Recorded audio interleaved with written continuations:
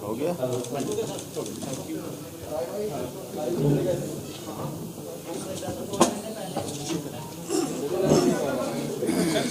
नहीं सिर्फ इजी हो जाएगा ना, बस और कुछ नहीं।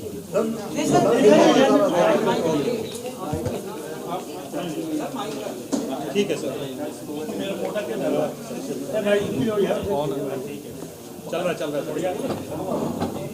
सर। हम किसान मेले के जो हमारा स्कॉच जम्मू का किसान मेला है, इसके उपलक्ष्य में हम यहाँ पे हमारे माननीय कुलपति महोदय प्रोफेसर JP शर्मा सर हैं, उनके साथ डायरेक्टर एक्सटेंशन स्कॉच Jammu doctor SK Gupta, director research doctor Pradeep Pali, registrar स्कॉच जम्मू डॉक्टर SK गुप्ता और डीन एग्रीकल्चर, डीन वेटनरी हमारे साथ हैं सर।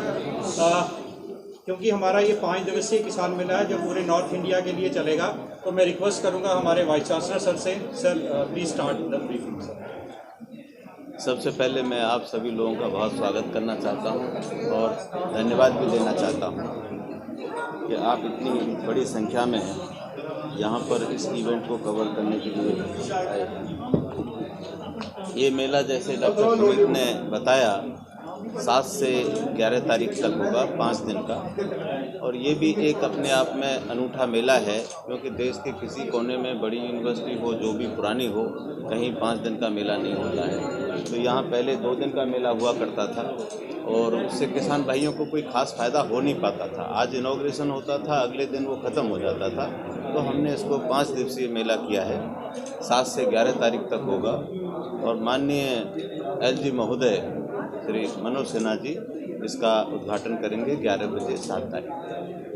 और इसमें यहाँ जम्मू कश्मीर लेह लद्दाख के फार्मर नहीं, उत्तराखंड से, हिमाचल प्रदेश से, पंजाब से, हरियाणा से, दिल्ली से, यूपी से और मध्य प्रदेश से इनकी हमें जानकारी है। इन क्षेत्रों से किसान भाई आ रहे हैं और उसका कारण एक ये भी है कि जो पिछले सालों में हमने वैरायटीज़ निकाली, पिछले 2020 में हमने जो है 12 वैरायटी निकाली थी और अभी कुछ दिन पहले जनवरी में हमने जो है 9 वैरायटी निकाली। तो ये जो वैरायटीज़ की जो ख्याति दूर तक फैली, उसके लिए भी किसान भाई जो है दूर से बीज लेने के लिए यहाँ आते हैं।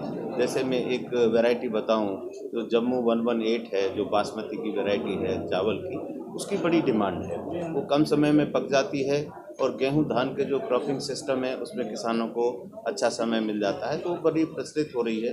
पीकनट की हमारी वैरायटी, वॉलनट की वैरायटी, इसी तरह से बहुत सारी वैरायटीज़ हमने निकाली हैं। उसके कारण भी किसानों का जो है यहाँ पर आते हैं। तो इसमें जो और मेलों की भांति इसमें 3-4 तरह के प्रोग्राम होंगे। एक तो इसमें सहभागिता जो हो रही है सारे डिपार्टमेंट्स, यूनिवर्सिटी जो है हमारी शेर Kashmir university of agriculture sciences and technology Jammu के अलावा जो directorate of agriculture, horticulture, animal husbandry, सीप एंड गोट, ये सभी भाग ले रहे हैं। इसके अलावा जो प्राइवेट सेक्टर की जो कंपनीज़ हैं, इनपुट कंपनीज़ हैं, सीड की हैं, प्लांटिंग मटेरियल की हैं, वो भी इसमें भाग ले रहे हैं।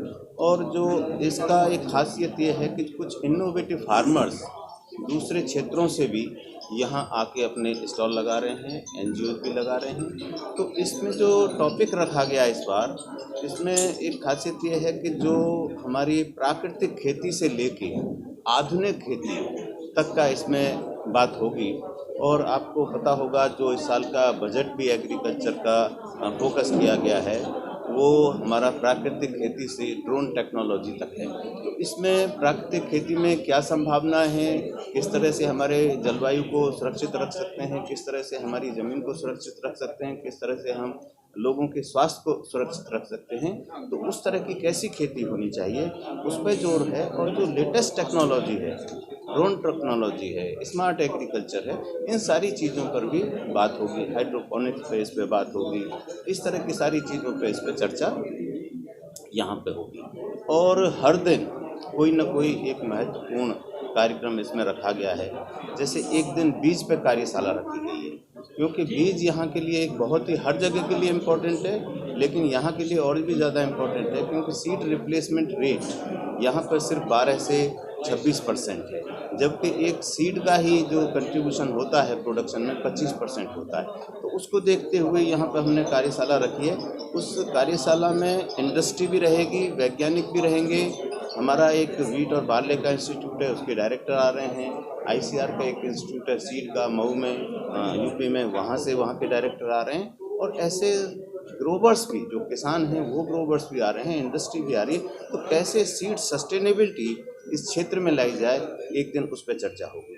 दूसरा, यहाँ के लिए एक महत्वपूर्ण चीज़ है मधुमक्खी पालन।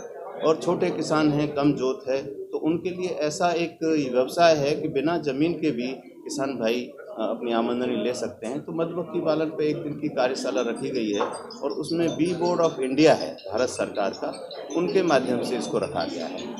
पिछले साल भी मैंने चर्चा की थी कि किसान की आमदनी को बढ़ाना है तो उसमें प्रोसेसिंग, वैल्यू एडिशन और मार्केटिंग पर जोर देना होगा।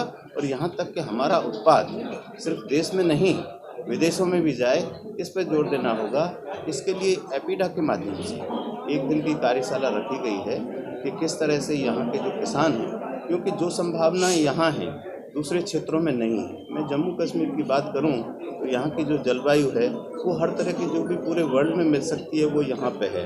ट्रॉपिकल है, सब ट्रॉपिकल है, ड्राई एरियाज हैं, कोल्ड डेजर्ट हैं, तो हर तरह का यहाँ पे जलवायु है। यहाँ जीरा हो सकता है, यहाँ सैफरन हो सकती है, यहाँ पे लेमन ग्रास हो सकती है, ओलिव हो सकता है, लेवेंडर हो सकता है। तो उन तरह की चीज़ों को किस तरह से हम प्रोसेसिंग करें, किस तरह से वैल्यू एडिशन करें, किस तरह से पैकेजिंग करें, इन सब चीज़ों पे यहाँ पर चर्चा होगी।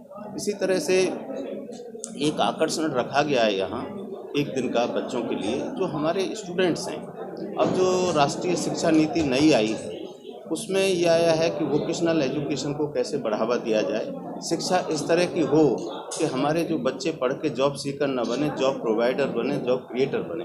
तो इस चीज़ को देखते हुए हमें ये आभास हुआ कि जो जितनी संभावना है स्वरोजगार की खेती में है उतनी और किसी सेक्टर में नहीं है। तो इसको देखते हुए एक दिन स्कूली बच्चों के लिए 10+2 के जो स्टूडेंट्स हैं उनको ये बताया जाएगा कि खेती में किस किस तरह के, एग्रीकल्चर में किस किस तरह की रोजगार की और उद्यमता की जो संभावना है। आपको जानकर ताज्जुब होगा कि आज इसमें खेती में जो व्यवसाय में आ रहे हैं, IITs के स्टूडेंट्स आ रहे हैं, IIM के स्टूडेंट्स आ रहे हैं। तो हम पहले से ही बच्चों का माइंडसेट चेंज करना चाहते हैं कि आप खेती में आएँ, ये एक सेक्टर नहीं है। 50% ऑफ द नेशनल इकोनॉमी है, 52% एम्प्लॉयमेंट इससे आता है, 70% लोग इस पर आधारित हैं और 47% इसका GDP में है यदि हम वैल्यू एडेड प्रोडक्ट्स को काउंट करें। तो इसको किस तरह से आप उद्यमी के रूप में इस क्षेत्र में आ सकते हैं, इस पर भी कार्यशाला हमने एक रखी गई है। इसी दिन हमने एक डॉग शो, हमारा बड़ा प्रचलित है, इसमें चंडीगढ़ से, पंजाब से भी लोग पार्टिसिपेट करते हैं। तो पहले साल भी हमें अच्छा रेस्पॉन्स मिला था, लेकिन अब इतना प्रचलित हो गया है कि लोग हमें फ़ोन करते रहते हैं कि सब अब मेला कब हो रहा है। पिछले साल भी आप लोग आए हों तो देखा होगा कि इतना अच्छा वो आयोजन किया गया था। डिफरेंट वेराइटीज़ के, डिफरेंट किस्म के कुत्ते दूर दूर से डॉग्स आए थे और उनको हमने अवार्ड वगैरह भी सब दिया था। इसी तरह से एनिमल शो, क्योंकि जैसे यहाँ जम्मू कश्मीर है, ज़मीन कम है, तो एनिमल हस्बेंड्री का रोल जो यहाँ बहुत ज़्यादा है। और आने वाले समय में मैं तो कहता हूँ कि 50% जो इनकम होगी फार्मर्स की वो एनिमल हस्बेंड्री के जरिए होगी। और जैसे डेयरी डिस्ट्रिक्ट, जम्मू को तो डेयरी डिस्ट्रिक्ट ही कहते हैं, तो इसके लिए हमने जो है एक दिन डेयरी जो एनिमल शो रखा हुआ है, जिसमें गाय, भैंस और इस तरह के जानवर, बकरी, भेड़ तो किसान भाई लाएंगे। पिछली बार एक एनिमल ऐसा आया था जिसका 50 लीटर पर डे के हिसाब से था।